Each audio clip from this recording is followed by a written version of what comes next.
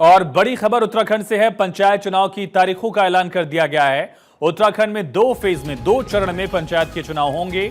पहले चरण के तहत 24 जुलाई को मतदान होगा और दूसरे फेज के तहत 28 जुलाई को वोटिंग होगी। 12 जिलों में 66,418 पदों पर पंचायत चुनाव होंगे। उत्तराखंड में पंचायत चुनाव को लेकर बड़ा ऐलान, तारीखों की घोषणा हो गई है। 2 फेज में पंचायत चुनाव होंगे।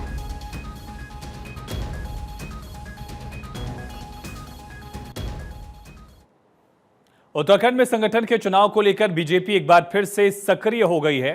इसको लेकर केंद्रीय संगठन के चुनाव अधिकारियों ने घोषणा की।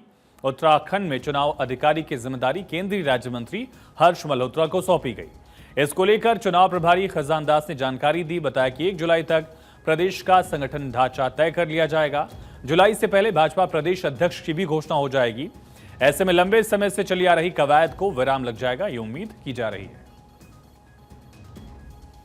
देखिए, चुनाव की प्रक्रिया बहुत पहले से चल रही थी और अक्टूबर से चल रही थी और अक्टूबर से लेकर के अब तक जो हमारा बूथ से लेकर के मंडल और जिला सब गठित हुआ है।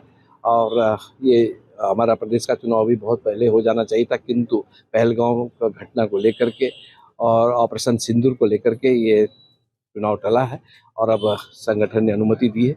और मुझे लगता है कि हम 1 तारीख तक आपको प्रदेश का अध्यक्ष नया दे देंगे। वहीं देहरादून में आज ऑयल सेक्टर के अधिकारियों की बैठक हुई। इस बैठक में तमाम देशों से आए अधिकारियों ने हिस्सा लिया। मुख्यमंत्री पुष्कर सिंह धामी ने तमाम देशों से आए अधिकारियों को देवभूमि पधारने पर उनका स्वागत किया। सीएम धामी ने कहा कि देश की सुरक्षा से लेकर किसानों की खेती तक हर जगह ईंधन की बेहद जरूरत है। वहीं मुख्यमंत्री पुष्कर सिंह धामी ने कच्चे और गैस के उत्पादन में ओएनजीसी की भूमिका की भी तारीफ की है। माननीय प्रधानमंत्री जी के बनने के बाद पूरी दुनिया के अंदर प्राकृतिक गैस और ऑयल के क्षेत्र में हमारे देश ने अनेक अनुसंधान के काम, अनेक रणनीतिक साझेदारियां दुनिया के देशों के साथ की है और ऑयल के क्षेत्र में बहुत अच्छा काम ओएनजीसी के माध्यम से भी हो रहा है। और आज ये ऑयल मीट यहाँ पर आयोजित की गई है, इसमें पूरे देश भर के लोग यहाँ आए हैं। निश्चित रूप से इस मीट के होने के बाद और हमारे देश के उत्पादन के क्षेत्र में, तेल और गैस के अनुसंधान के क्षेत्र में और प्रगति होगी, नवाचार बढ़ेंगे और इकोनॉमी, इकोलॉजी और टेक्नोलॉजी तीनों का बेहतर समन्वय स्थापित करते हुए हम इसमें भी एक वैश्विक शक्ति की ओर हमारे प्रधानमंत्री जी के नेतृत्व में आगे बढ़ेंगे। देश भर में मानसून की एंट्री के साथ उत्तराखंड का भी मौसम बदल रहा है। उत्तराखंड के मौसम विज्ञान केंद्र की तरफ से बारिश को लेकर अलर्ट जारी किया गया और इस अलर्ट के मुताबिक उत्तराखंड के कई जिलों में आने वाले दिनों में तेज बारिश हो सकती है। मौसम विभाग ने 29 और 30 जून को बागेश्वर, रुद्रप्रयाग, टिहरी, पौड़ी, चमोली, देहरादून, चंपावत और पिथौरागढ़ जिले में भी बारिश का येलो अलर्ट जारी किया। इसके मुताबिक अगले 2 दिन तक इन जिलों में गरज चमक के साथ तेज बारिश हो सकती है। साथ ही पहाड़ी इलाकों में लैंडस्लाइड की भी आशंका जाहिर की गई है, लिहाजा लोगों को सतर्क रहने और सावधानी बरतने की सलाह दी गई। बारिश का कहीं ना कहीं जो एक क्यूमुलेटिव इम्पैक्ट है वो भी देखने को मिल ही रहा है। रास्तों वगैरह में थोड़ी बहुत दिक्कतें लोगों को आ रही है। हालांकि मशीनरी लगी हुई है, वो सब रास्ते साथ साथ खोले भी जा रहे हैं।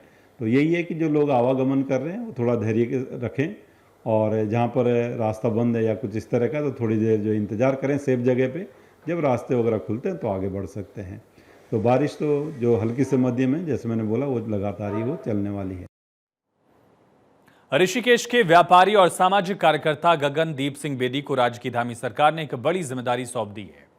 गगनदीप सिंह बेदी को उत्तराखंड में अल्पसंख्यक आयोग का सदस्य नामित कर दिया गया। इस फैसले के बाद आज ऋषिकेश पंजाबी महासभा ने सरदार गगनदीप सिंह बेदी का सम्मान किया। साथ ही महासभा ने फैसले के लिए मुख्यमंत्री पुष्कर सिंह धामी का शुक्रिया अदा करते हुए आभार जाहिर किया। पंजाबी महासभा ने गगनदीप सिंह बेदी से अल्पसंख्यक समुदाय के कार्यों को आगे ले जाने का भी आह्वान किया है।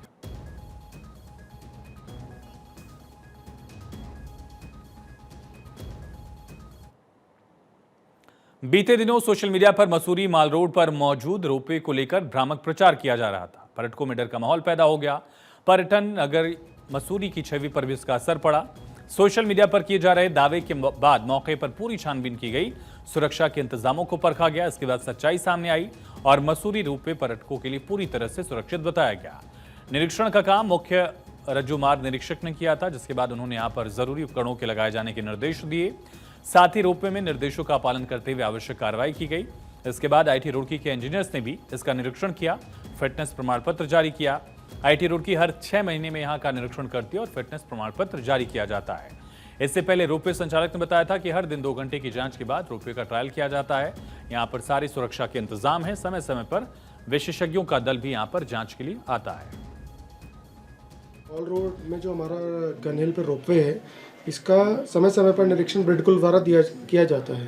ब्रिडकुल एक स्टेट एजेंसी है जो कि रोपवेज वगैरह देखती हैं, तो इनके द्वारा अप्रैल के आसपास इन्होंने निरीक्षण की और रिपोर्ट दी थी कि इसका सेफ्टी ऑडिट करा लिया जाए। उन्होंने विभिन्न नॉर्म्स बताए थे। इसके उपरांत हम नगर पालिका द्वारा आईआईटी रुड़की को पत्र प्रेषित किया गया, जो कि हर 6 महीने में प्रेषित किया ही जाता है, एक रूटीन की तरह ही है। तो आईआईटी रुड़की द्वारा उनके विशेषज्ञों द्वारा मई में यहाँ पर पूरा इंस्पेक्शन किया गया, जांच की गई और तकनीकी जितने भी उनके मापदंड थे उसके अनुसार उन्होंने हमें सेफ्टी सर्टिफिकेट दिया है 6 महीने के लिए। अगले 6 महीने तक ये सुरक्षित है और उन्होंने कई सारे उसमें जो भी चेंजेस थे वो कर दिए। अब प्रत्येक 6 महीने बाद इसका सेफ्टी ऑडिट कराया जाएगा। तो अभी ये पर्यटकों के लिए एकदम सुरक्षित है। रुड़की पुलिस के हाथ आज एक बड़ी कामयाबी लगी, जहां पुलिस ने जाली नोट छापने के मामले का खुलासा किया। सीआईयू और रुड़की पुलिस की संयुक्त ऑपरेशन में गिरोह के 3 सदस्यों को 6 लाख के नकली नोटों के साथ गिरफ्तार किया गया। नोट बनाने की मशीन बरामद की गई, दूसरा सामान भी यहां से जब्त किया गया है। पुलिस के मुताबिक पकड़े गए आरोपी जाली नोटों को बाजार में चलाने की खपाने की फिराक में थे। एसएसपी प्रमेंद्र सिंह डोभाल ने बताया कि जाली नोट चलाने जा रहे संदिग्ध को लक्ष्मी विहार कॉलोनी को जाने वाले रास्ते के पास से दबोचा गया और उसके कब्जे से 500 रुपए के जाली नोटों की 12 गड्डियां बरामद की गई। आरोपी से सख्ती से पूछताछ हुई, खुलासा हुआ। फिलहाल पकड़े गए आरोपियों के खिलाफ कार्रवाई जारी है, जबकि गैंग से जुड़े 5 और लोगों की तलाश चल रही है। सीआईयू यूनिट प्रभारी को एक मुखबिर के द्वारा सूचना दी गई थी, जिसके द्वारा नकली नोट की एक बड़ी खेप को खपाने का एक प्रयास किया जा रहा था, जिसको के खिलाफ कार्रवाई करते हुए सीआईयू प्रभारी द्वारा, इसकी टीम के द्वारा एक महत्वपूर्ण कार्रवाई में 6 लाख रुपए के नकली नोट बरामद हुए हैं, जिसमें इन नोटों के अलावा जो इनके प्रिंटर्स हैं और साथ में जो ब्लैक मिरर्स वगैरह जो इसमें काम आते हैं नकली नोट छापने में, वो सब पुलिस के द्वारा भी बरामद किया गया है। 3 अभियुक्त इसमें पुलिस ने हिरासत में लिए हैं, जिसका मैं मुख्य अभियुक्त बालेश्वर जो सिरमौर का रहने वाला है और ये नकली नोट बनाने के काम में लगातार जुड़ा हुआ है। अरेस्टिंग के साथ साथ मुझे उम्मीद है कि और भी रिकवरी इसमें की जाएगी। अल्मोड़ा पुलिस नशे के खिलाफ बड़ा अभियान चलाने की तैयारी में है। इस बीच जीरो टॉलरेंस की नीति अपनाते हुए जिले के सभी थाना और एसओजी टीम को भी निर्देश दिए गए।